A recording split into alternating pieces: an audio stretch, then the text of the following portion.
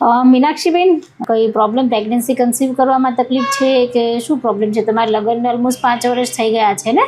हाँ मैडम, पर ऐसे वन चाइल्ड है मेरे को, बट मेरे हस्बैंड क्या बाहर रहते हैं और अभी मेरी एज ऐसे 35 हो गई है। अभी वो उनको आने में भी 2-2.5 साल है, बट ऐसा है कि आगे फ्यूचर में प्रॉब्लम ना हो प्रेगनेंसी कंसीव करने में, तो आप क्या सजेस्ट करेंगे? ओके, हाँ, आपके रिपोर्ट्स देखे, उसमें आपका अपने AMH एक रिपोर्ट करवाया है जी, और वो आपका जस्ट 1 के करीबन है। नॉर्मल फर्टिलिटी के लिए हमें एटलीस्ट वो 2 से ज़्यादा तो चाहिए, ओके। लेकिन आपकी एज 35 है तो 35 के एज के हिसाब से ड्रॉप्स होते हैं। और AMH एक्चुअली क्या होता है, जो अंडाशय होते हैं उसमें अंडे हैं, उसकी कितने अंडे हैं उसकी क्वालिटी हमें पता चलती है, उसके द्वारा वो असेस कर सकते हैं, ओके।